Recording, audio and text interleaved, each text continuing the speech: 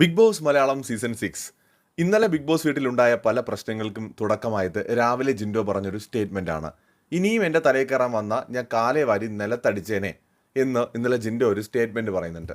ആ സ്റ്റേറ്റ്മെൻറ്റ് എവിടെ നിന്ന് വന്നു എന്ന് ഇന്നലെ BB+ കണ്ട എല്ലാവർക്കും മനസ്സിലായിട്ടുണ്ട്. അറിയാത്തവർക്ക് വേണ്ടി ഞാനൊന്ന് പറയാം. ആ ദിവസം രാവിലെ, അതായത് ഇന്നലെ രാവിലെ ജിൻഡോ പോയിട്ട് ഈ ജാസ്മിൻ്റെയും ഗബ്രിയുടെയും നല്ല പിള്ള കളിയെക്കുറിച്ചും അഹങ്കാരത്തെക്കുറിച്ചും ഒക്കെ പറയുന്നുണ്ട്. അതായത് എൻ്റെ അടുത്ത് റസ്മിൻ വന്ന് പറഞ്ഞു 2 ദിവസത്തേക്ക് അവർ ഡൗൺ ആയിട്ടിരിക്കുകയാണ്, അവരൊന്നും പറയണ്ട എന്ന് പറഞ്ഞതുകൊണ്ട് ഞാൻ അങ്ങനെ ഒന്നും പറയാതെ പോവായിരുന്നു. പക്ഷേ അവർ വന്നതിന് ശേഷം നമ്മളെല്ലാവരും ചേർന്ന് അവരെ എന്തോ ചെയ്ത പോലെയാണ് അവർ പറയുന്നത്. ശരിക്കും അവർക്ക് എന്തെങ്കിലും പറ്റിയിട്ടുണ്ടെങ്കിൽ അതിന് അവർ തന്നെയാണ് കാരണം, പക്ഷെ നമ്മളെ മണ്ടയ്ക്ക് കയറാൻ വരെയാണ് എന്ന് ജിൻഡോ പോയിട്ട് നമ്മുടെ സിബിൻ്റെയും സായിയുടെയും പൂജയുടെയും അടുത്ത് പറയുന്നുണ്ട്. ഇവരിപ്പോൾ ഒറ്റക്കെട്ടാണല്ലോ എല്ലാവരും.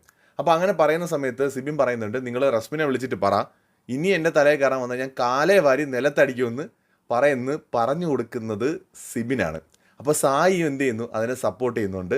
മൗനമായിട്ട് പൂജയും സപ്പോർട്ട് ചെയ്യുന്നുണ്ട്. അപ്പോൾ പ്രശ്നം ഇവർ പറഞ്ഞു കൊടുത്തത് നമ്മുടെ ജിൻഡോ അതേപടി ആ ഡയലോഗ് എടുത്ത് അവിടെ അടിച്ചു. അതിൽ കയറി ജാസ്മിൻ പിടിച്ചു. അതാണ് ഇന്നലെ ബിഗ് ബോസ് വീട്ടിൽ പിന്നീടുണ്ടായ പ്രശ്നങ്ങൾക്കെല്ലാം കാരണം.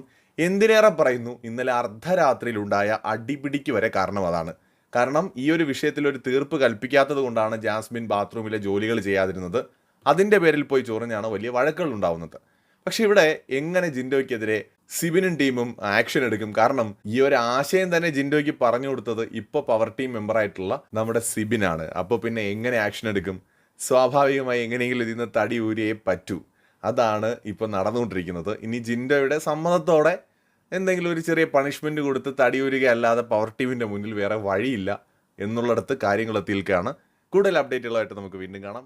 ബൈ.